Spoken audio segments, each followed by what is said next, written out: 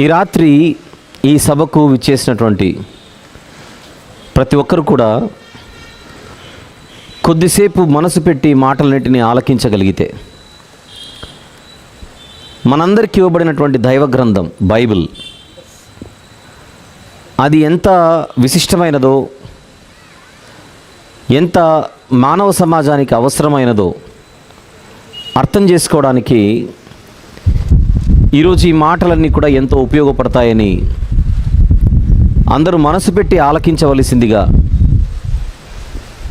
సభను నేను మనవి చేసుకుంటూ, మంచి మాటలు కొద్దిసేపు వినడానికి మనం ప్రయాణం చేద్దామని పిలుపునిస్తున్నాను.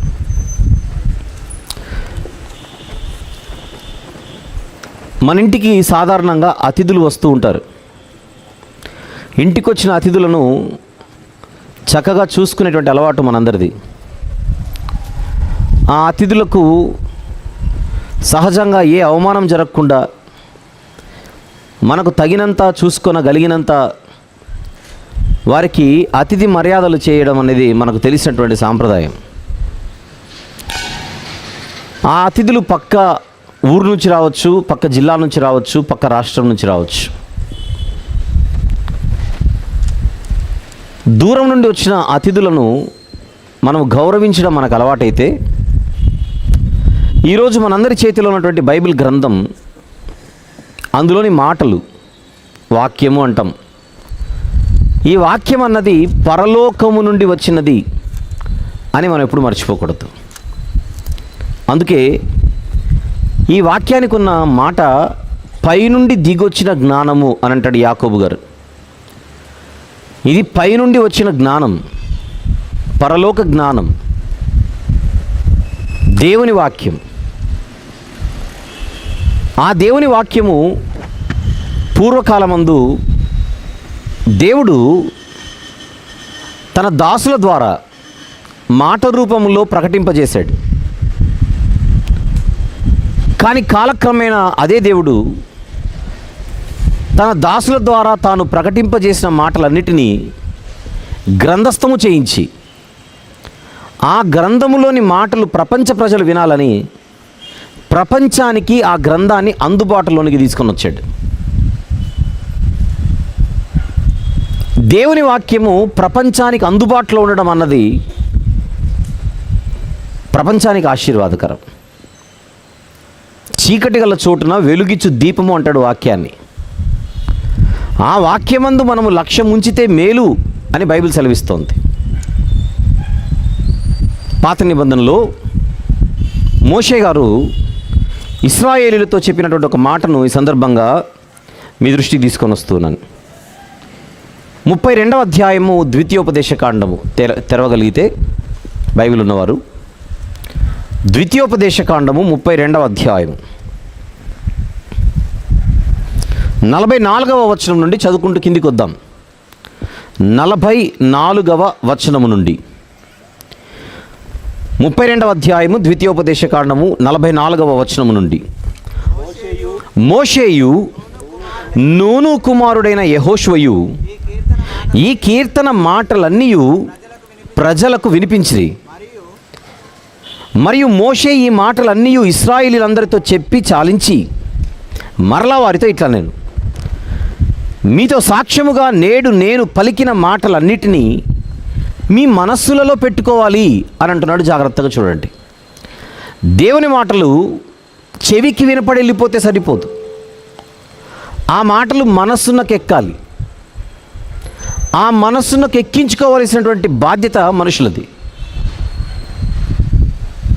అందుకే చాలా సందర్భాలలో మనం వింటుంటాం, మనసు పెట్టి విందాం, మనసు పెట్టి విందాం. మనసు పెట్టి విందాం అనే పిలుపు ఎందుకు సహజంగా మనకు వినపడుతుంటుంది? కారణం, మన మనస్సు మనకు అందుబాటులో ఉండదు. ఇంగ్లీష్లో బాడీ ప్రజెంట్, మైండ్ యాబ్సెంట్ అని అంటారు. శరీరం మాత్రమే ఒక చోటు ఉంటుంది, కానీ మనసు ప్రపంచమంతా తిరుగుతూ ఉంటుంది. పేరుకు మాత్రమే మనం ఇక్కడ ఉంటాం, కానీ మన మనసు ఎక్కడెక్కడో తిరుగుతూ ఉంటుందన్న సంగతిని గుర్తు చేస్తున్నాను. కానీ ప్రత్యేకించి దేవుని మాటలు ప్రకటింపబడేటప్పుడు ఆ మాటలు మనస్సునకు ఎక్కాలి అని వాక్యం సెలవిస్తోంది. మీ మనసులలో పెట్టుకొని మీ సంతతి వారు ఈ ధర్మశాస్త్ర వాక్యములన్నిటినీ అనుసరించి నడుచుకొనవలెనని వారికి ఆజ్ఞాపించవలెను. ఇది మీకు నిరర్థకమైన మాట కాదు, ఇది మీకు జీవమే. వాక్యం యొక్క గొప్పతనం అది, వాక్యం యొక్క అవసరత అది. వాక్యము లేకపోతే, వాక్యము లేని జీవితం జీవము లేని జీవితం అని కళ్ళ ముందు కనబడుతుంది. గమనించండి, వాక్యమే మనకు జీవం అన్నప్పుడు వాక్యము లేని జీవితాన్ని జీవము లేని జీవితం అని పిలవక తప్పదు. ఒక్కసారి రాత్రి మనం ఆలోచిద్దాం జాగ్రత్తగా. జీవము గల దేవుడు తన జీవవాక్యాన్ని లోకానికి పంపించాడు. కానీ ఆ వాక్యం నేర్చుకోవడానికి సమయం అన్నది ఈరోజు ఎంతమందికి ఉంది? రోజుకొక అధ్యాయం బైబిల్ చదివితే సరిపోతుందా? రోజుకు 5-6 వచనాలు మనము పఠిస్తే సరిపోతుందా? నీ వాక్యము నా పాదములకు దీపం అంటున్నాడు కీర్తనాకారుడు, నా త్రోవలకు వెలుగంటున్నాడు కీర్తనాకారుడు. వాక్యము మన పాదములకు దీపము. మన చెయ్యి పట్టుకొని వాక్యం మనల్ని నడిపించాలి. అలాంటి పరిస్థితి మన జీవితాలలో కనబడాలి. ప్రియులారా, మొదటి శతాబ్దంలో పెంతెకొస్తు పండుగ దినాన సంఘస్థాపన జరిగినప్పుడు పేతురు భక్తుడు వాక్యము బోధించాడు ప్రజలకు. 3000 మంది సుమారు ఆ రోజు వాక్యాన్ని అంగీకరించి బాప్తిస్మము పొందారు. బాప్టిజం తీసుకున్న వాళ్ళు ఏం చేశారో ఒక్కసారి మనం చూద్దాం. బైబిల్ తెరిచి అపోస్తలుల కార్యములు 2వ అధ్యాయం, అపోస్తలుల కార్యములు 2వ అధ్యాయము 41-42 చూద్దాం. 41-42. ఇంకను అనేక విధములైన మాటలతో సాక్ష్యమిచ్చి మీరు మూర్ఖులకు ఈ తరము వారికి వేరై రక్షణ పొందుడని వారిని హెచ్చరించెను. కాబట్టి అతని వాక్యం అంగీకరించిన వారు బాప్తిస్మము పొందిరి. ఆ దినమందు ఇంచుమించు 3000 మంది చేర్చబడిరి. బాప్టిజం తీసుకున్న వాళ్ళు ఏం చేశారో కింద చూద్దాం. వీరు అపోస్తలుల బోధ యందును, బోధ అంటే వాక్యం, డాక్ట్రిన్. బాప్టిజం తీసుకున్న వాళ్ళు అపోస్తలుల బోధలో ఉన్నట్టుగా మన కళ్ళ ముందు కనబడుతోంది. సహవాసమందును, రొట్టె విరుచుట యందును, ప్రార్థన యందును అని కూడా కనబడుతోంది. కాసేపు మనం బోధ గురించి మనము నొక్కి మాట్లాడితే, అపోస్తలుల బోధ. ఎందుకు అపోస్తలుల బోధ అని ప్రత్యేకంగా చెప్పాలి? అపోస్తలుల బోధ కాకుండా మరి వేరే బోధలు కూడా ఉండే అవకాశం ఉందా? ఉంది అనేదే సమాధానం. అసత్య బోధలు, అపోస్తలుల బోధలు, 2 రకాల బోధలు ప్రారంభం నుంచి ఉంది. పండు తిను దినమున మీరు చచ్చెదరు, అది దేవుడు చెప్పిన వాక్యం. చావనే చావరు అన్నది సాతాను చెప్పిన వాక్యం. ఒకటి సత్యము, మరొకటి అసత్యము. ప్రారంభము నుండి కూడా ఈ ప్రపంచంలో 2 రకాల బోధలకు ఒక పోరాటం కనబడుతూనే ఉంది. సత్యవాక్యము, అసత్యవాక్యము. సత్య సంబంధమైన బోధ, అసత్య సంబంధమైనటువంటి బోధ. ప్రియులారా, బైబిల్ గ్రంథమందు మనము ప్రత్యేకంగా మనం గమనించేటప్పుడు వాక్యానికి ఉన్నటువంటి ప్రత్యేకత, అవసరత గురించి మనము ఆలోచించేటప్పుడు ఈ సంగతులు మనకు ప్రత్యేకంగా బలంగా కనబడుతున్నాయి. దానినే మీ దృష్టికి తీసుకొని వచ్చే ప్రయత్నం చేస్తున్నాను. బాప్తిస్మము పొందిన వారు అపోస్తలుల బోధలో ఉండాలి అని వాక్యం చెబుతోంది. అంటే ఏది పడితే అది వినేసి, ఏది పడితే అది నమ్మేసి, ఏది పడితే అది వాక్యమే అనుకుంటే మనము మోసపోయే అవకాశం ఉంది అన్నది ఇక్కడ మనం గమనించాలి. చరిత్రలో యూదులు బబులోను చెరలోనికి వెళ్ళారు. 70 సంవత్సరాల పాటు బబులోను చెరను వారు అనుభవించాలి అనేది దేవుడు నియమించినటువంటి శాసనం. కానీ ఒక దొంగ ప్రవక్త అని చెప్పుకుంటూ ప్రజల మధ్యకు వచ్చి 70 సంవత్సరాలు కాదు, ఇర్మియా గారి కాలం అది. ఇర్మియా గారేమో 70 సంవత్సరాలు మీరు శిక్షణ అనుభవించాలని చెబుతుంటే 70 సంవత్సరాలు కాదు, అతి త్వరలో మనోళ్ళందరూ వచ్చేస్తారు అని దొంగ ప్రవచనాలు దేవుని పేరట ప్రవచించడం మొదలుపెట్టాడు. దేవుడు చాలా సీరియస్గా తీసుకున్నాడు. ఆ సంవత్సరం అందే ఆ వ్యక్తికి శిక్ష పడేలా దేవుడు తీర్పును విధించాడు. ఒకసారి ఆ పరిస్థితిని కూడా ఒకసారి మీ ముందుకు తెచ్చే ప్రయత్నం చేస్తాను. ఇర్మియా గ్రంథము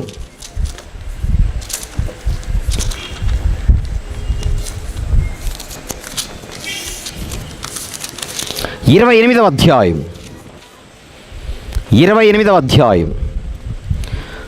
15-16 వచనములు చూద్దాం, 17 వరకు చూద్దాం, 15-17.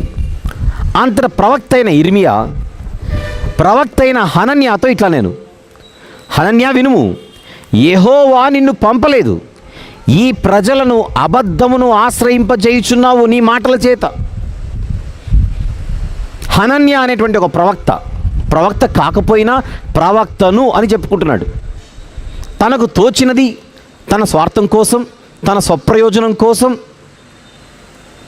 లాభాపేక్ష కోసం మంచి మాటలు చెబితే ప్రజలకు నేను నచ్చుతాను అన్న ఉద్దేశంతో వారికేదో గాయంపై మందు రాసినట్టుగా, మసిపూసి మారేడుకాయ చేసినట్టుగా ఇక్కడ కనపడుతున్నటువంటి మాట. హనన్యా వినుము, యెహోవా నిన్ను పంపలేదు, ఈ ప్రజలను అబద్ధమును ఆశ్రయింపజేయుచున్నావు. అబద్ధానికి ప్రజలను అలవాటు చేస్తున్నావు, అబద్ధాన్ని నమ్మేలా నువ్వు చేస్తున్నావు. కాగా యెహోవా ఈ మాట సెలవిచ్చుచున్నాడు, భూమి మీద నుండి నేను నిన్ను కొట్టివేయుచున్నాను. యెహోవా మీద తిరుగుబాటు చేయుటకై నీవు జనులను ప్రేరేపించితివి గనుక ఈ సంవత్సరము నీవు మరణమవుదువు అని చెప్పాను. ఆ సంవత్సరమే 7వ నెలలో ప్రవక్త అయిన హనన్యా మృతి నొందెను అని కనబడుతుంది. చూడండి, ఏమిటి హనన్యా చేసిన తప్పు? సత్యాన్ని చెప్పకుండా అసత్యాన్ని ప్రజలకు చెప్పే ప్రయత్నం చేశాడు. అసత్యం వైపు ప్రజలను ఆకర్షించే ప్రయత్నం చేశాడు. అబద్ధాన్ని ప్రజలు ఆశ్రయించేలా చేశాడు.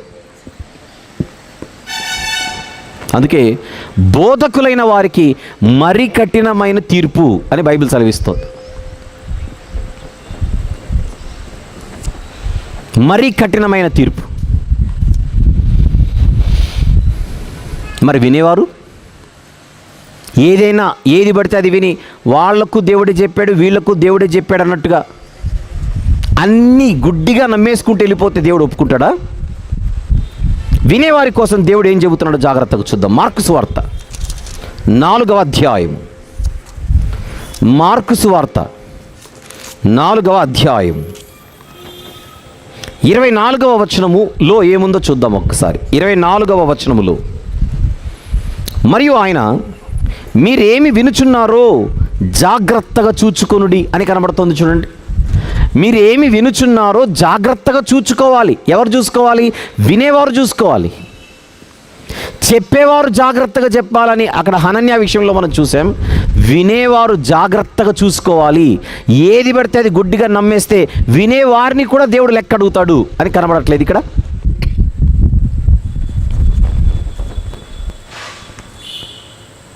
వాక్యానికి ఉన్న ఒక వర్ణన బైబిల్లో, మీ ఆత్మలను రక్షించుటకు శక్తి కలిగినది దేవుని వాక్యం అని ఉంటుంది. ఆ వాక్యానికి ఇవ్వవలసిన ప్రాధాన్యత మనం ఇచ్చి తీరాలి. ఇందాక చూసాం కదా ద్వితీయోపదేశ కాండంలో, ఆ వాక్యము మనకు జీవమై ఉన్నది, జీవము గల వాక్యం.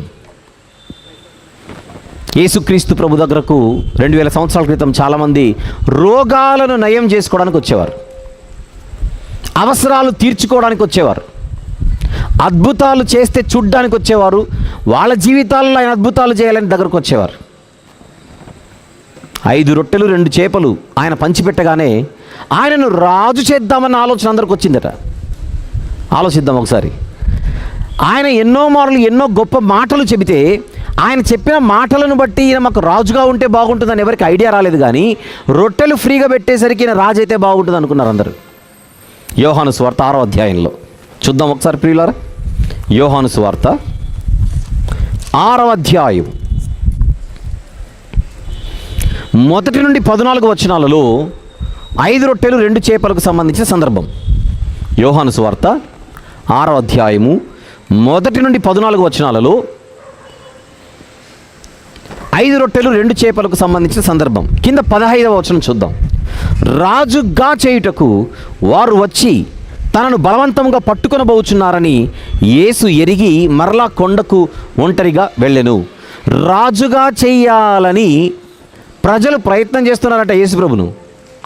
దేనికే అడిగితే ఆయన దగ్గరికి వెళ్తే ఫుడ్ ఫ్రీగా పెడుతున్నాడు. ఆయన దగ్గరికి వెళితే మేము ఏ పనులు చేసుకోవాల్సిన అవసరంలా. మహా అంటే 1 గంట 2 గంటల సేపు ఏదో వాక్యం చెబుతాడు, ఆ వాక్యం వినేస్తే ఫుల్గా పెడతాడు, ఏ బిల్లు ఇవ్వకుండా. అంటే రొట్టెల కోసం ఆయన దగ్గరికి వస్తున్న ప్రజలు వీళ్ళు. అలా కనబడకుండా వెళ్ళిపోయాడు ఒంటరిగా. కనబడకుండా వెళ్ళేసరికి కనుగొనడానికి బయలుదేరారు జనాలు. వెతుక్కుంటూ వెతుక్కుంటూ వెతుక్కుంటూ ఆయనను కనుగొన్నారు. చూద్దాం కింద 25వ వచనంలో, సముద్రపు టద్దరిని ఆయనను కనుగొని, బోధకుడా నీవెప్పుడు ఇక్కడికి వచ్చితివని అడుగగా ఆయన అంటున్న మాట ఏంటో చూద్దాం.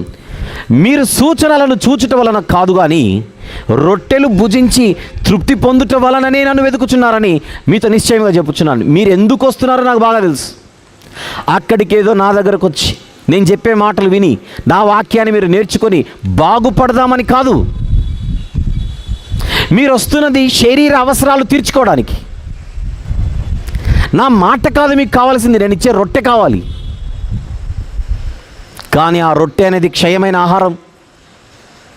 క్షయమైన ఆహారము కొరకు కష్టపడకుడి కానీ, కింది వచనం, నిత్య జీవము కలుగు చేయు అక్షయమైన ఆహారము కొరకే కష్టపడుడి, మనిషి కుమారుడు దానిని మీకిచ్చును. నేనే 2 రకాల ఆహారాల గురించి మాట్లాడుతున్నాడు. ఒకటి క్షయమైన ఆహారము, మరొకటి అక్షయమైన ఆహారం. క్షయమైన ఆహారం అంటే శరీర సంబంధమైన ఆహారం. అక్షయమైన ఆహారం అంటే ఆయన మనకిచ్చే వాక్యం. ఆ వాక్యమే మనకు నిత్య జీవాన్ని తీసుకొని వస్తుంది. ఆకలి అవుతుంది కదా, రాళ్లను రొట్టెలు చేసుకొని తిను అన్నాడు సాతాను వచ్చి. రాళ్లను రొట్టెలు చేసుకొని తిను. అప్పుడు యేసు చెప్పిన మాట ఏంటి? మనుష్యుడు రొట్టె వలన మాత్రము కాదు కానీ దేవుని నోట నుండి వచ్చు ప్రతి మాట వలన జీవించును. దేవుని నోట నుండి వచ్చు ప్రతి మాటే మనకు జీవం. ఆ దేవుని నోట నుండి వచ్చిన మాటలే బైబిల్ గ్రంథంలో ఉన్న మన కళ్ళ ముందు కనబడుతున్న వాక్యం. ఎంత గొప్ప సంగతి! ఆ వాక్యాన్ని నేర్చుకోవడానికి దేవుని సన్నిధికి రావాలి. ఆ వాక్యాన్ని నేర్చుకోవడానికి సభలకు రావాలి. ఆ వాక్యాన్ని నేర్చుకున్నటకు ప్రభు దగ్గరికి రావాలి. మందిరానికి వచ్చిన వారిని, మందిరానికి వచ్చిన వారికి, సభలకు వచ్చిన వారికి వాక్యాన్ని నేర్పించడం అనేది అక్కడ నిలబడి మాట్లాడుతున్నటువంటి దైవ సేవకుల బాధ్యత, కర్తవ్యం.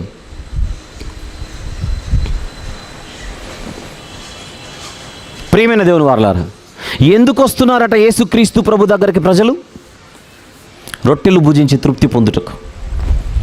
రొట్టె అనేది శరీరానికి, శరీర అవసరతలు తీర్చుకోవడానికి యేసు ప్రభు దగ్గరికి రావడం సమంజసమా, సబబా అని ఈ రాత్రి ఒక్కసారి మనందరం ఆలోచిద్దాం. ఈరోజు మన కళ్ళ ముందు కూడా అనేక మంది యేసుక్రీస్తు ప్రభు దగ్గరికి రావడానికి గల కారణం శరీర అవసరతల కోసం. అవునో కాదో మీరు ఒక్కసారి ఆలోచించండి. రోగాల కోసం, అప్పులు తీర్చుకోవడం కోసం, పరీక్షల్లో మార్కుల కోసం, ఉద్యోగాల కోసం, పెళ్ళిళ్ళ కోసం ఆయన నమ్ముకుంటే ఆయన కలిసి వస్తాయట. విచిత్రం ఏంటంటే మనం వినే ప్రకటనలు కూడా అలాగనే ఉన్నాయి. ఎవరు చెప్పారు నువ్వు పరీక్షల్లో పాసు కావని? యేసు పిలుచుచున్నాడు అంతే. పరీక్షల్లో పాస్ చేయడానికి యేసు పిలిచాడా? ఎవరు చెప్పారు నీకు ఉద్యోగం రాదని? యేసు పిలుచుచున్నాడు. పిలుపునిస్తున్నారు ఈరోజు. ఉద్యోగాలు ఇస్తానని యేసు ప్రభు ఎప్పుడు చెప్పాడు?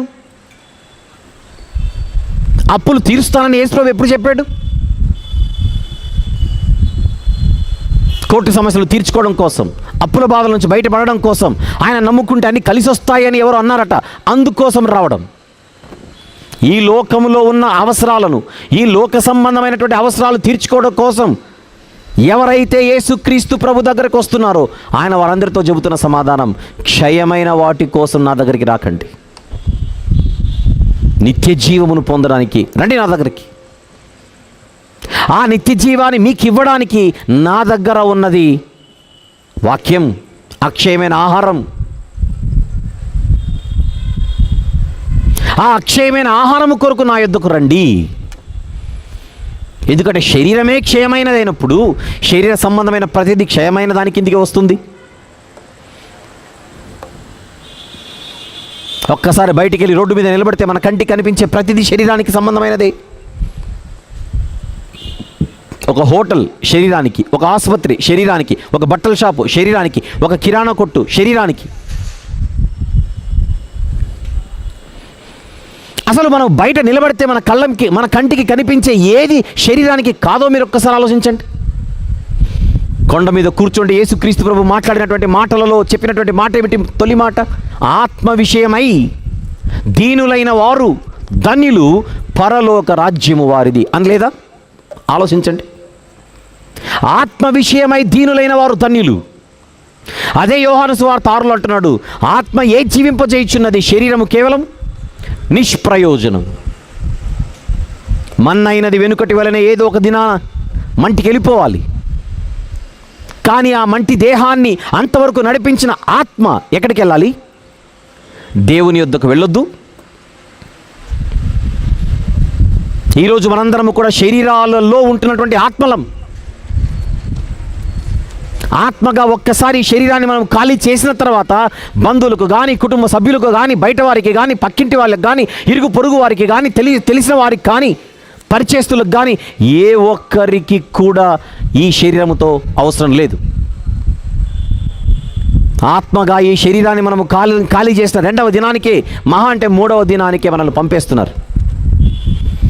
అప్పటి వరకు మనుషులుగా మనల్ని చూసిన, మనిషిగా మనల్ని చూసిన ఈ సమాజం మనకు కొత్త పేరు పెట్టి పంపించేస్తుంది. ఏమిటా పేరు? శవం. అంతవరకు శరీరం ఇప్పుడు శవమైంది. ఎవరికి అవసరం లేదు అది.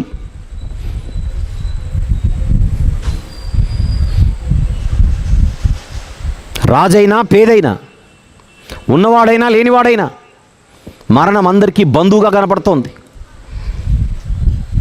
మరణం అందరికీ బంధువుగా కనపడుతోంది. మరణమును చూడక బ్రతుకు నరుడెవడు? మట్టికి చేరకుండా ఈ లోకంలో మిగిలిపోయేది ఎవరు? ఆలోచించండి ఒక్కసారి. కొంతమందికి పరువు అంటే పిచ్చి, కొంతమందికి పదవి అంటే పిచ్చి, కొంతమందికి ఆస్తి అంటే పిచ్చి, కొంతమంది జనం అంటే పిచ్చి. పరువే ఉన్నా, పదవే ఉన్నా, ఆస్తే ఉన్నా, అందరూ ఉన్నా అది కొంతమంది జీవితం. మరి కొంతమంది జీవితం ఏంటి? పేదలు పెద్ద భయంకరమైనటువంటి పేదరికంలో అల్లాడిపోతుంటారు. పేదలుగా ఉండి, ఒంటరిగా ఉండి, తోడు లేనివారై, గూడు లేనివారై అల్లాడిపోతుంటారు. విచిత్రం ఏంటంటే మరణం వీళ్ళకు వస్తుంది, వాళ్ళకు వస్తుంది. మరణం ఎవరికి బంధువు? ఇద్దరికైనా, ఒకరికైనా? డబ్బు లేనివాడికే మరణమా? డబ్బున్నవారికి కూడా మరణం లేదా? మోషే గారు చెప్పిన మాట, మా ఆయుష్ కాలము 70, అధిక బలమున్న ఎడల 80 అన్నాడంతే. పోనీ 70-80 సంవత్సరాలు ఆనందంగా బతుకుతారా? వాస్తవాలు మాట్లాడుకుందాం. తిండి తిని బతికేది 30 ఏళ్ళే, తర్వాత మందులు తిని బతకాలి. ఇది వాస్తవం, ఒప్పుకున్నా ఒప్పుకోకపోయినా. డాక్టర్ గారి దగ్గరికి వెళ్తే చెప్పే మాట ఏంటి? పెద్దవాళ్ళు 40 దాటిన వాళ్ళ గురించి మాట్లాడదాం. 40 దాటిన తర్వాత డాక్టర్ గారి దగ్గరికి వెళ్తే డాక్టర్ గారు చెప్పేది ఏంటి? ఇంతవరకు తిని బతికావు, ఇప్పుడు మానేసి బతుకంటాడు అంతే. అవునా కదా చెప్పండి? ఇంతవరకు తిని బతికావు, ఇక మీదట నువ్వు మానేసి బతకాలి. తింటేనే బతుకుతావనే రోజులు పోయాయి. వయసు మీద పడే కొద్దీ డాక్టర్లు చెప్పే మాట, ఇక నువ్వు మానేస్తేనే బతుకుతావు. అంటే మనిషి జీవితం చూడండి ఎంత భయంకరంగా ఉందో. తిన్నా, ఎగిరినా, తిరిగినా, ఆడినా, పాడినా, ఆనందించినా ఇదంతా ఫస్ట్ హాఫే. సెకండ్ హాఫ్లో మనిషికి అన్ని సమస్యలే. కృషించిపోయే శరీరం ఇది, లయమైపోయే శరీరం ఇది, క్షీణించిపోయే శరీరం ఇది, కూలిపోయే శరీరం ఇది. ఆ శరీర అవసరాల కోసం ఆ ప్రభు దగ్గరికి రావడం. క్షయమైన శరీరం అన్నాడు దీన్ని. క్షయమైన శరీరం ఇది. కొరింథీయులకు రాసిన మొదటి పత్రిక తీద్దాం. కొరింథీయులకు రాసిన మొదటి పత్రిక 15వ అధ్యాయము 42వ వచనము జాగ్రత్తగా చూద్దాం. 42. మృతుల పునరుత్థానమును అలాగే శరీరము క్షయమైనదిగా విత్తబడి అక్షయమైనదిగా లేపబడును. ఫస్ట్ ఆఫ్ ఆల్ ఇక్కడ శరీరానికి ఏమి పేర్లు ఉన్నాయో చూద్దాం ఒకసారి. అది క్షయమైనది 43, ఘనహీనమైనది అదే 43లో బలహీనమైనది, 44లో ప్రకృతి సంబంధమైనది. చూడండి ఆ పదాలు, ఈ శరీరానికి ఉన్నటువంటి వర్ణన చూద్దాం ఒక్కసారి. క్షయమైనది, ఘనహీనమైనది, బలహీనమైనది, ప్రకృతి సంబంధమైనది. అది శరీర పరిస్థితి. మనమేంటో ఈ శరీరానికి ఎక్కువ ప్రాధాన్యతనిస్తాం. శరీరం అంటే పిచ్చి. ఈ శరీర సౌందర్యం కోసం, శరీర అందం కోసం, శరీర బలం కోసం, ఈ శరీరానికి వచ్చే పేరు కోసం, ఈ శరీరానికి వచ్చే సన్మానాల కోసం, ఈ శరీర గుర్తింపు కోసం దేనైనా చేయడానికి మనం సిద్ధపడుతున్నాం. పెద్ద పెద్ద ప్రపంచ రికార్డు పుస్తకాలలో నా పేరు ఎక్కాలి. మనుషులకు ఉండే ఆలోచనలు చూడండి ఒక్కసారి. రికార్డు పుస్తకాల్లోనికి ఎక్కడానికి పెద్ద పెద్ద సాహసాలు చేయాలి. సాధారణంగా మనుషులు తినే తిండి మానేసి ట్యూబ్లైట్లు, రాళ్ళు, ఇటుకలు తింటున్నాడు ఒక మనిషి. దేనికంటే పుస్తకాల్లో నా పేరు కావాలి. పుస్తకాలలో పేర్ల కోసం మనుషులు తినే తిండి మానేసి పశువులు కూడా తినని తిండిని తినడమా? అది తిండా? ఒళ్ళు పొడుచుకుంటుంటాడు ఒకడు, పైనుంచి దూకుతాడు ఇంకొకడు. ఎందుకు ప్రాణాలు కూడా అంతగా గాలిలో పెట్టి ఎందుకు ఈ సాహసాలను అడిగితే పేరు, అవార్డులు రావాలి, రివార్డులు కావాలి.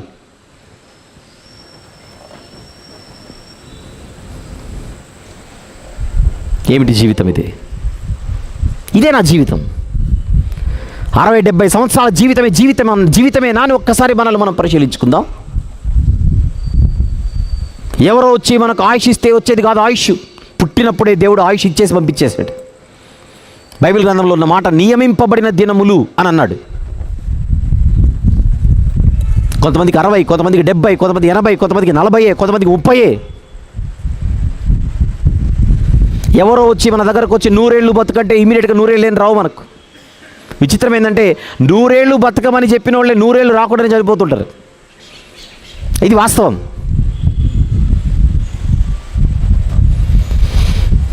ఆయుష్ నిండిపోతుంటుంది. ఒక్కసారి ఆయుష్ నిండిపోయిన తర్వాత ఇక పెరగదది.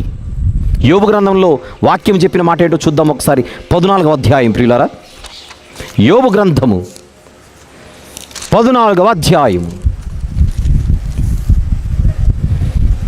5వ వచనం జాగ్రత్తగా చూద్దాం. 5వ వచనం, నరుల ఆయుష్కాలము పరిమితి కలది, వారి నెలల సంఖ్య నీకు తెలిసే ఉన్నది. మించజాలని వయఃపరిమాణము నీవు వారికి నియమించి ఉన్నావు. ఎలాంటి వయఃపరిమాణము దేవుడు నియమించాడు మనుషులకు? మించజాలని అనే పదం వాడాడు చూడండి అక్కడ. మించజాలదు, మించజాలదు, మించజాలదు. దేవుడు 60 అని ఇచ్చాడు అనుకోండి, ఎవరో వచ్చి 100 అని చెప్తే 100 రాదు. ఆయన ఇచ్చిన 60 అంతే.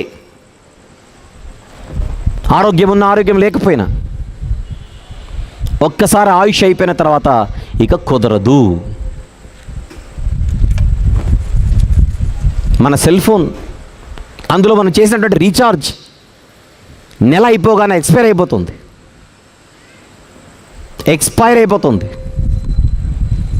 మెడికల్ షాప్లో కనపడేటువంటి మెడిసిన్, ట్యాబ్లెట్స్ కానీ టానిక్ కానీ, దానికి ఒక ఎక్స్పైరీ డేట్ కనపడుతుంది. ఆ డేట్ రాగానే మందు ఎక్స్పైర్ అయిపోతుంది. వస్తువులకు ఎలాగైతే గ్యారెంటీ లేదో, మనుషుల ప్రాణాలకు కూడా ఈ జీవితంలో, ఈ బతుకులో, ఈ భూమి మీద గ్యారెంటీ లేదు. అది క్షయమైనది అని వాక్యం చెబుతోంది. క్షయమైనది, ఘనహీనమైనది, బలహీనమైనది, ప్రకృతి సంబంధమైనది. ఆ శరీరం కోసమా ఈరోజు పరుగులు ఎత్తుకొని దేవుని దగ్గరకు వచ్చేది? దేవుని దగ్గరికి రావడమా రాకపోవడం తర్వాత సంగతి. ఉరుకులు పరుగులతో జీవితాలు సాగుతున్నాయి చూడండి, ఈ క్షయమైన శరీరం కోసమే. ఆత్మలమైన మనం ఆత్మల గురించినటువంటి ఆలోచన లేకుండా, ఆత్మ విషయమై దీనులుగా బతకకుండా పరలోక రాజ్యానికి మనం దూరంగా బతుకుతున్నాం. ఇది వాస్తవం. ఈ జీవితం ఒక యాత్రని, ఈ భూమి మీద మనందరం పరదేశులమని, ఏదో ఒకరోజు ఈ భూమిని ఖాళీ చేసి వెళ్ళిపోవలసినదే అని ఆ భూమి మీద బతికున్నప్పుడే నాకు జన్మనిచ్చింది దేవుడని, ఆ దేవునికి మనపై ఇష్టాలున్నాయని, చిత్తముందని, సంకల్పం ఉందని, ఆ చిత్తము మనం నెరవేర్చాలనేటువంటి ఆలోచన మనకు లేకుండా బతికితేలా? ప్రార్థన చేసేటప్పుడు చెబుతాం, పరలోకమందు నీ చిత్తము నెరవేరుచున్నట్టు భూమి మీదను నెరవేరునుగాక అని మనం అంటాం. నెరవేరునుగాక అని ఆమెను చెప్పి మనం వెళ్ళిపోతే ఎవరు నెరవేర్చాలి చెప్పండి? భూమి మీద నీ చిత్తము నెరవేరునుగాక అని ప్రార్థన చేస్తున్నాం. ఎవరు నెరవేర్చాలా చిత్తాన్ని? కిచెన్ వంటగదిలోకి వెళ్ళి అమ్మ వంట పూర్తవునుగాక అని చెప్పేసి వచ్చేస్తే వంట పూర్తవుతుందా? ఆమె చేయాలి. ఉదయం నుంచి కష్టపడ్డారు ఈ యొక్క గ్రౌండ్ని ప్రిపేర్ చేయడానికి, నిర్వాహకులు ఏర్పాట్లు చేయడానికి.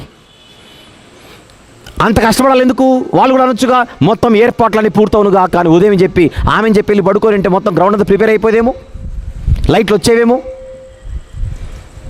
అలా చేయలేదే. గాక అంటే కోరిక, ఆ కోరిక నెరవేరాలంటే పని చేయాలి. నాకు జన్మనిచ్చిన నా పరలోకపు తండ్రికి నాపై ఒక చిత్తం ఉంది, సంకల్పం ఉంది. ఆ చిత్తాన్ని, ఆ సంకల్పాన్ని, ఆ ఇష్టాన్ని నాకు తెలియజేసేదే నా చేతిలో ఉన్నటువంటి బైబిల్ అనే గ్రంథం. ఆ బైబిల్ గ్రంథంలో ఉన్నటువంటి మాటలను నేను నేర్చుకోవాలి ఒక విద్యార్థిగా. విశ్వాసులుగా మందిరానికి వస్తున్నాం, విద్యార్థులుగా బైబిల్ దగ్గర కూర్చోవట్లేదు. వాస్తవం ఇది. విశ్వాసులుగా మాత్రమే వస్తున్నామే కానీ బైబిల్ దగ్గర విద్యార్థులుగా మన సమయాన్ని కేటాయించట్లేదు. ఈ భూమి మీద మనందరికీ ఉన్నటువంటి అత్యంత గొప్ప ఆస్తే బైబిల్. పరలోక అతిథి అన్నాను. పరలోకం నుంచి వచ్చినటువంటి జ్ఞానం, పరలోకం నుండి దిగొచ్చినటువంటి మన ఆస్తిది దేవుని వాక్యం.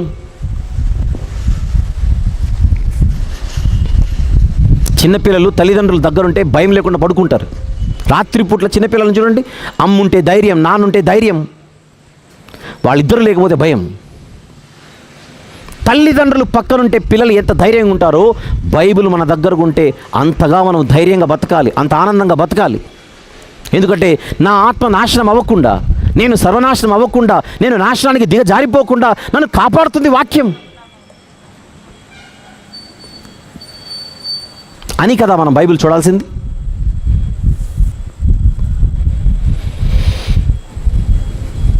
ఇదే మట్టి శరీరము మట్టిలో కలిసిపోయిన తర్వాత రేపు పొద్దున మహిమ శరీరంగా లేపబడాలి.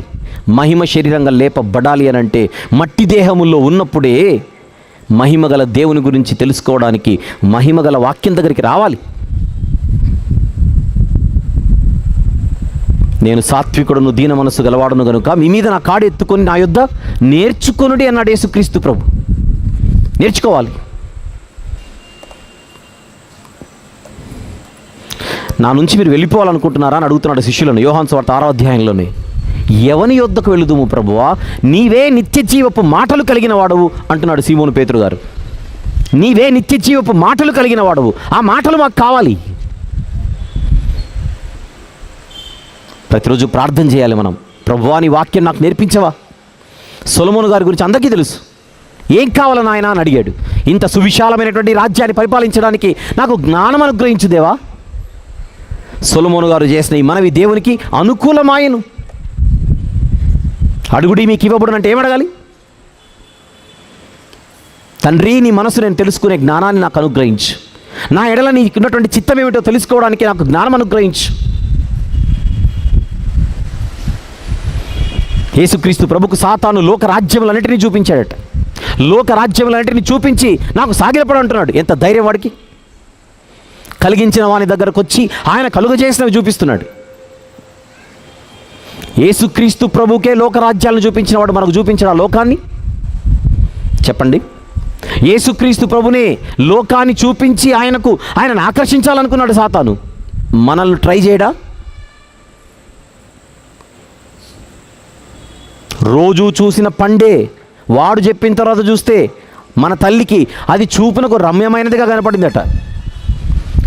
రోజు చూసిన చెట్టే, రోజు చూసిన వృక్షమే, రోజు చూసిన పండే వాడు మాట్లాడిన తర్వాత చూపు మారిపోయింది ఆమెకు. ఆనాడు ఆది దంపతులకు పండును చూపించాడు, ఈరోజు మనకు దేనైనా చూపిస్తాడు. ఆకర్షణ, మాయ, భ్రమ,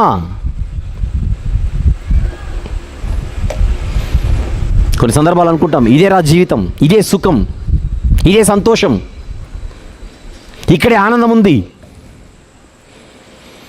కొంతమంది స్వర్గం అంటే ఇదే అంటుంటారు కొన్ని వాటిని చూస్తూ. స్వర్గం అంటే ఇదే. కొంతమంది ఏమో నరకం అంటే ఇదే అంటారు. అసలు భూమి మీద స్వర్గం ఉందా, భూమి మీద నరకం ఉందా? మనం పెద్ద పెద్ద స్టేట్మెంట్లు ఇచ్చేస్తాం. స్వర్గం అంటే ఇదేరా.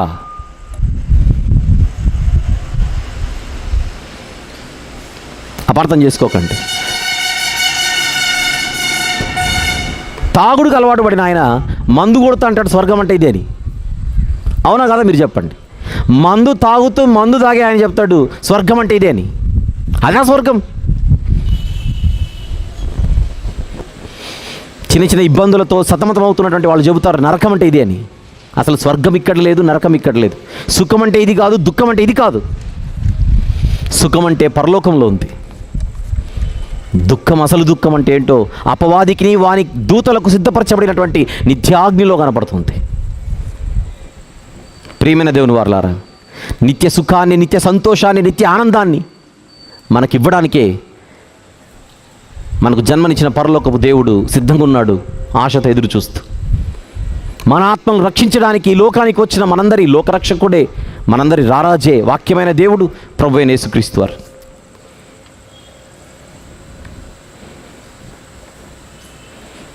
శిలువలో ఆయన కార్చిన రక్తం మనందరికి శరణ్యం. ఆయన రక్తంలో మన జీవితాలు కడగబడాలి. అపరాధముల చేతను, పాపముల చేతను చచ్చిన స్థితిలో ఉన్నటువంటి మనలను ఈరోజు ఆ శిలువ రక్తం మాత్రమే మనల్ని రక్షిస్తుంది. ఆ రక్తంలో మన జీవితాలు కడుగుకొనుటకు సూచనగా మనం బ్యాప్టిజం తీసుకోవాలి. తీసుకునే ముందుగా మారు మనసు పొంది పాపక్షమాపణ నిమిత్తం మనం బాప్తిసం తీసుకోవాలి. మారు మనసు లేకోకుండా ఏ పేరు కోసమో, ఏ సర్టిఫికేట్ కోసమో, ఏ ఇతరత్ర అవసరాల కోసమో, కొంతమంది పెళ్ళిళ్ళ కోసమో బాప్తిసం తీసుకుంటుంటారు. ఆ బాప్తిసం చెల్లదు. మారు మనసు పొంది అతిక్రమములను దాచిపెట్టక వాటిని ఒప్పుకొని విడిచిపెడితే కనికరము పొందుతాం. ఆ పాపాలు కడుక్కోవడానికి బైబిల్ చెబుతున్న మాట, యేసు రక్తము మాత్రమే ప్రతి పాపం నుండి మనుషులను పవిత్రులుగా చేయను. ప్రపంచ మానవాళి పాపాల కోసం బలి అవ్వడానికి ఈ లోకానికి వచ్చాడు. నేను మాట్లాడుతున్న యేసుక్రీస్తు ప్రభు. శిలువలో ఆయన కార్చిన రక్తంలో మన జీవితాలు కడగబడాలి. బ్యాప్టిజం తీసుకున్న తర్వాత ఆయన మనకిచ్చినటువంటి వాక్యము చేత మన హృదయాలను ప్రతిదినము కూడా శుద్ధీకరించుకుంటూ ఉండాలి, కడుగుకుంటూ ఉండాలి. అప్పుడే మనం పరలోక దేవుని చిత్తాన్ని ఈ భూమి మీద మనం నెరవేరుస్తున్నట్టు. అలా జీవపు మార్గంలో మనం నడుస్తూ మనకు తెలిసిన వారు, మనకు తెలియని వారు ఎందరో నాశనమునకు జోగుచూ ఉండగా వారిని రక్షించడం కూడా మనందరి బాధ్యత. చూద్దాం, ఆలోచిస్తాను. యేసుప్రభు దగ్గరకు వస్తే ఆయన చెప్పినట్టుగా బతికితే అసలు లోకాన్ని కంప్లీట్గా మర్చిపోవాలటగా, అలా నేను బతకలేను, కొన్నిటికి అలవాటు పడ్డాను అని లోకానందం కోసం ప్రభువును కాదనుకుంటే, ఆయన సన్నిధిని వద్దనుకుంటే, ఆయన వాక్యానికి దూరంగా బతికితే, ఆయన ఇచ్చే రక్షణ వస్త్రాన్ని ధరించుకోకపోతే బైబిల్ చెబుతున్న మాట, ఈ జీవం ఏపాటిది చెప్పండి? ఈ జీవం ఏపాటిది? ఇంతలో కనబడి అంతలో మాయమైపోవు ఆవిరి వంటిది. రేపేమి సంభవించునో నీకు తెలియదు అని వాక్యం చెబుతోంది. ఇదే మిక్కిలి అనుకూలమైన సమయం, నేడే రక్షణ దినం అని వాక్యం చెబుతోంది. చూద్దాం, చేద్దామని వాయిదాలు వేయడానికి ఇది ముహూర్తాలు చూసుకొని తీసుకునేటువంటి రక్షణ కాదు. ఇది రక్షణకు ముహూర్తానికి సంబంధం లేదు. కొంతమంది బ్యాప్టిజం తీసుకోండి, కొంతమంది మీరు త్వరపడండి, రక్షణ మార్గంలోనికి రండి అని అంటే 6 నెలల తర్వాత నా బర్త్డే వస్తుందని ఒకరు ముహూర్తం, జనవరి 1 అయితే బాగుంటుందని ఇంకొకరు ముహూర్తం, పండగకు తీసుకుందామని ఇంకొకరు పండుగ ముహూర్తం. రేపటికే దిక్కు లేదంటోంది బైబిల్. 6 నెలల తర్వాత ప్లాన్ చేసుకుంటాం మనం. నపుంసకుడికి సువార్త అందగానే ఆలస్యము చేయకుండా ప్రభును స్వీకరించాడు. ఆ నపుంసకుడు రేపు పొద్దున మనపై సాక్ష్యం పలకడానికి, లేదా అతని జీవితాన్ని మన ముందు పెట్టి మనం లెక్కలు అడుగుతాడు దేవుడు. అలాంటి పరిస్థితి దాపరించకుండా జాగ్రత్త పడదాం. మనిషి జీవితం గాలిలో ఉన్నటువంటి జీవితం, ఎప్పుడేం జరుగుతుందో తెలియదు. మరణం చూడక బ్రతికే నరులు ఎవరు లేరు. ఆ మరణం ఎప్పుడైనా రావచ్చు. దీపం ఉన్నప్పుడే ఇల్లు చక్కబెట్టుకుందాం అని పిలుపునిస్తూ ఒక పాటను స్క్రీన్ మీద చూద్దాం. ఇంతవరకు విన్న వాక్యాన్ని నెమరు వేసుకుంటూ ఈ పాటను ఒకసారి చూద్దాం. పాట చూసిన తర్వాత మరిన్ని ఆలోచనలు మనకు రావాలనే ఆశతో ఈ పాటను తెరపై మీకు ప్లే చేసి చూపించడం జరుగుతోంది. ఎప్పుడు ఉరుకు పరుగులతో బ్రతికే మనం రాబోయే మరణాన్ని తప్పించుకోగలమా? మరణం అందరికీ బంధువే కదా.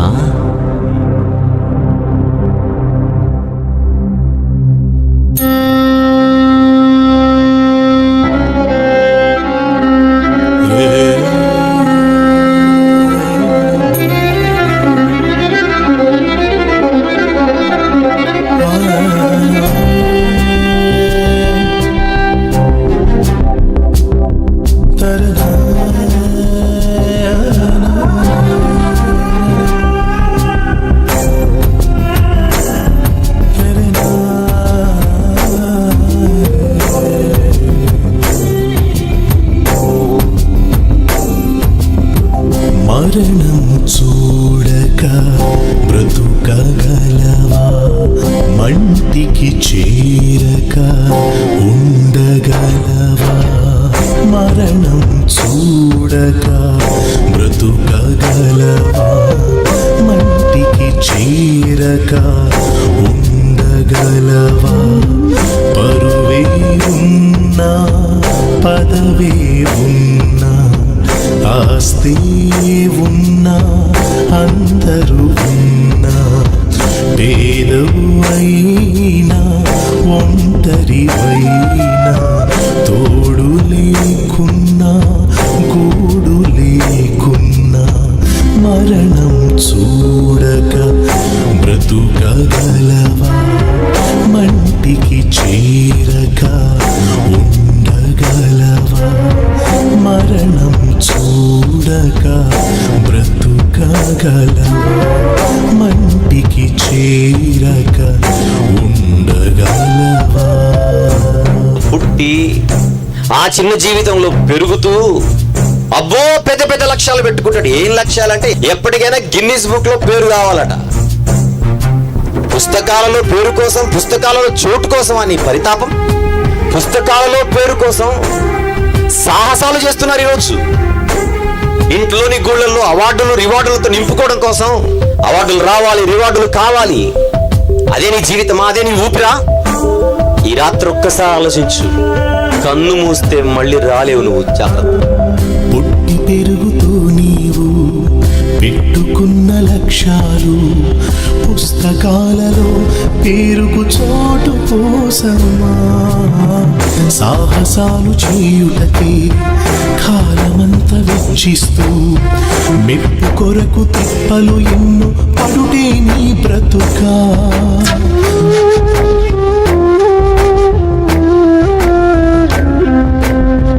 పుట్టి పెరుగుతూ నీవు పెట్టుకున్న లక్ష్యాలు పుస్తకాలలో పేరుకు చోటు కోసమా?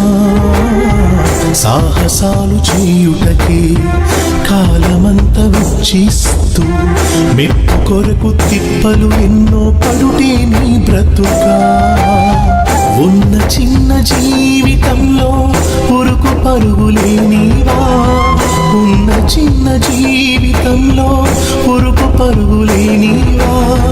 అవాటులే ఇంటి నిండా నిండిపోతే సరిపోతుందా? రివార్డులే జీవితం అంతా ఊపిరైతే బాగుంటుందా? ఒక్కసారి ఆలోచించు, కన్ను మూస్తే మరి రాలేవు. ఒక్కసారి ఆలోచించు, కన్ను మూస్తే మరి రాలేవు. మరణం చూడక బ్రతుకగలవా? మంటికి చేరక ఉండగలవా? మరణం చూడక బ్రతుకగలవా? మంటికి చేరక ఉండగలవా? పుట్టినరోజు చాలా మంది వచ్చి ఆశీర్వదిస్తుంటారు. 100 ఏళ్ళు వర్ధిల్లమని. వాళ్ళు అంటే సరిపోద్దా? అంటారు, అనకపోతే బాగోదని. 100 ఏళ్ళు వర్ధిల్లమని వాళ్ళు ఆశీర్వదించిన నిండిపోతే ఆయుష్ పెరగదు కదా వయసు. ఇది దేవుడిచ్చినది, అది మించజాలనిది. 60 అన్నాడు అనుకోండి, 60 ఏళ్ళ 1 సెకండ్ కూడా బతకడు. ఒక్కసారి ఆలోచించండి, కన్ను మూస్తే మళ్ళీ రాలేం మనం. పుట్టినరోజు అందరును శుభాకాంక్షలందించి 100 ఏళ్ళు వర్ధిల్లాలని కోరితే అయిపోతుందా? నిండిపోతే ఆయుష్ పెరగతిక వయసు, మించజాలని ఆయుష్ ఇది దేవుడు ఇచ్చినది.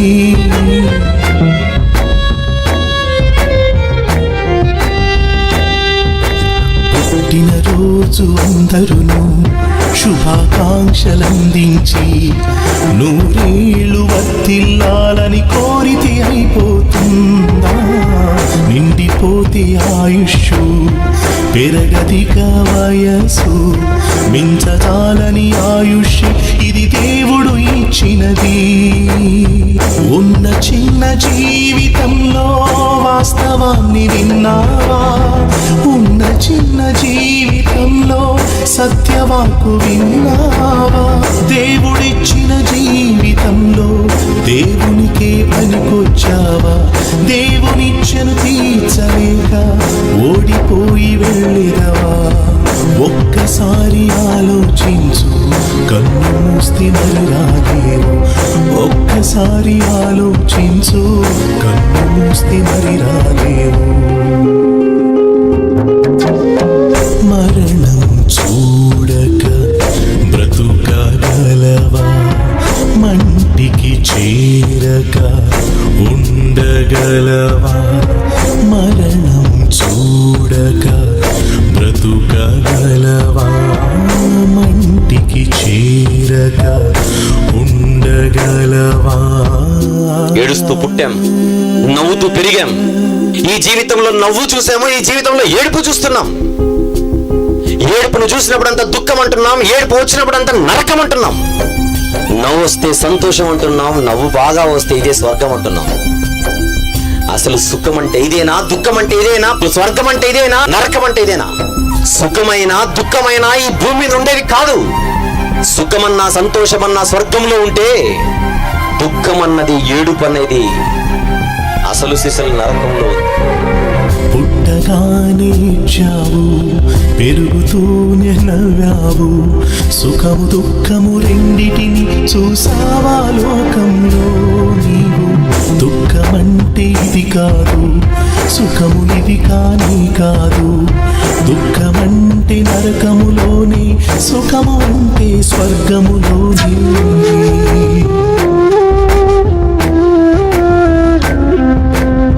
పుట్టగానే ఇచ్చావు, పెరుగుతూనే నవ్వావు. సుఖము దుఃఖము రెండిటిని చూసావా లోకంలో నీవు? దుఃఖమంటే ఇది కాదు, సుఖము ఇది కానీ కాదు. దుఃఖమంటే నరకములోనే, సుఖము అంటే స్వర్గములోనే. ఉన్న చిన్న జీవితంలో సత్యబాట ఎరిగావా? ఉన్న చిన్న జీవితంలో మోక్ష మార్గం ఎరిగావా? పాపముంటే మోక్షం రాదు, కన్ను మూస్తే నరకం తప్పదు. యేసుక్రీస్తును నమ్ముకుంటే స్వర్గలోకం చేరవచ్చు. ఒక్కసారి ఆలోచించు, కన్ను మూస్తే మరి రాలేవు. ఒక్కసారి ఆలోచించు, కన్ను మూస్తే మరి రాలేవు. మరణం చూడక బ్రతుకగలవా? మంటికి చేరక ఉండగలవా? మరణం చూడక బ్రతుకగలవా? మంటికి చేరక ఉండగలవా?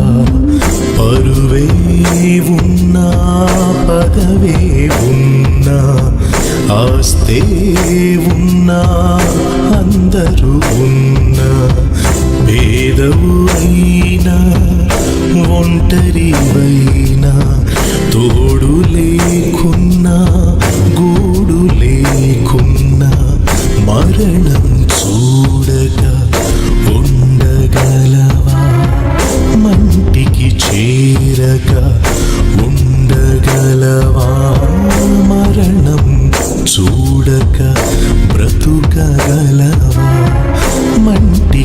చేరక ఉండగలవా ఉండగలవా ఉండిపోగలవా బ్రతికేయగలవా బ్రతికేయగలవా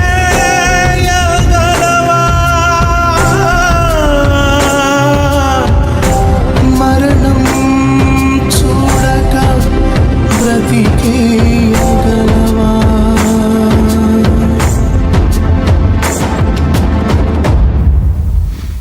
స్వర్గానికి చేరాలంటే మనిషికి పాపం ఉండకూడదు. ఆ పాపము కడుక్కోకపోతే స్వర్గం రాదు. ఆ పాపము నువ్వు కడుక్కోవలసిందే క్రీస్తు శిలువలో కార్చిన రక్తములో. దానిపై విశ్వాసం ఉంచి నువ్వు బాప్తిస్మానికి సిద్ధపడితే నువ్వు రక్షణలోనికి వస్తావు. లేదు ఈ పిలుపు నాకు కాదు అని నువ్వు అనుకుంటే ఈ రాత్రి నీకు చివరి రాత్రి అని దేవుడు పిలుపునిస్తే తర్వాత తేరుకోవడానికి కాలం ఉండదు. కన్ను మూసేలోపే వాస్తవాన్ని ఆలోచించాలి. కన్ను మూసేలోపే సత్యబాట నెరగాలి. సత్య మార్గాన్ని తెలుసుకొని ఆ మార్గంలో ఉండి నువ్వు పరలోకానికి చేరాలి. ప్రియమైన దేవుని వారలారా, దేవుడు తన సువార్త ద్వారా పిలుస్తాడు, వాక్యం ద్వారా. ఆ పిలుపును మనం అందుకోవాలి. అలా అందుకోకుండా దేవుడే రావాలి, దేవుడే నాకు చెప్పాలి, దేవుడే నన్ను పిలవాలంటే అవ్వదు. ముగించే ముందుగా ఒక మంచి వచనాన్ని చూద్దాం. తెస్సలోనిక 2వ పత్రిక 2వ అధ్యాయము. అపోస్తలుడైన పౌలు భక్తుడు తెస్సలోనికైలకు రాసిన 2వ పత్రిక 2వ అధ్యాయం 14వ వచనం ఒకసారి చూద్దాం ప్రియులారా. 14. మీరు ఇలాగున రక్షింపబడి మన ప్రభువైన యేసుక్రీస్తు యొక్క మహిమను పొందవలెనని ఆయన మా సువార్త వలన మిమ్మును పిలిచెను అని కనబడుతుంది. చూడండి, ఈ రాత్రి ఏర్పాటు చేయబడినటువంటి సభ క్రీస్తు రక్షణ సువార్త సభ. ఈ మాటలన్నీ చెప్పింది ఒకే ఒక కారణం. అసలైన రక్షణ ప్రభువైన యేసుక్రీస్తు వారిలో ఉన్నదని, ఆయన దగ్గరికి రాకపోతే రక్షణ మనకు లభించే అవకాశం లేదని, ఆయన దగ్గరికి వచ్చిన తర్వాత ఆయన విడిచిపెట్టి వెళ్ళిపోయినా మళ్ళీ రక్షణ మనకు దూరం అవుతుందని, ఆయన అంటిపెట్టుకొని బతకవలసినటువంటి అవసరత మనకు ఉందని, అలా ఆయనను పట్టుకొని బతికి జీవించడానికే మనకు ఇవ్వబడినటువంటి వేద గ్రంథం దేవుని వాక్యమని బైబిల్ అని, ఆ బైబిల్ గ్రంథాన్ని చేపట్టి పఠిస్తూ దివారాత్రము దానిని ధ్యానిస్తూ నేర్చుకుంటే నాటబడిన చెట్టులా నీటి కాలువల యోర్న మన జీవితాలు ఉంటాయి. లేదంటే గాలికి ఎగిరే పొట్టులా మన జీవితాలు కనిపించక తప్పదని, అది మనకు ఎంతవరకు ఎంత మాత్రం ప్రయోజనకరము కాదని, మేలు కాదని, లాభము లేదని సభకు నేను మనవి చేస్తూ, ఈ రాత్రి క్రీస్తు రక్షణ సువార్త సభలో చెప్పబడినటువంటి ఈ మాటలు జాగ్రత్తపరచడానికి, మనల్ని హెచ్చరించడానికి, మనల్ని మరింత గొప్పగా పరలోక యాత్రలో తయారు చేయడానికి ఈ మాటలు దోహదపడాలని నేను మనసారా ఆకాంక్షిస్తున్నాను. ఆ ఉద్దేశంతోనే నిర్వాహకులు మరి ప్రియులు ఈ యొక్క సభను ఏర్పాటు చేశారు. ఈ ప్రయాసకు ఫలితం రావాలంటే మనందరము కూడా ఆత్మీయ జీవితంలో దేవుడిచ్చినటువంటి వాక్యము చేత మనము అభివృద్ధి పొందాలి, వృద్ధిలోనికి రావాలి. లూకాసు వార్త 17వ అధ్యాయం 5వ వచనంలో అపోస్తలులు యేసుప్రభుని అడుగుతున్న మాట మీకు గుర్తు చేసి నేను ముగిస్తాను. లూకాసు వార్త 17వ అధ్యాయము 5వ వచనాన్ని చూస్తే అపోస్తలులు అడుగుతున్నారు యేసుప్రభును, మా విశ్వాసము వృద్ధి పొందించుమని ప్రభువును వారు వేడుకుంటున్నారు.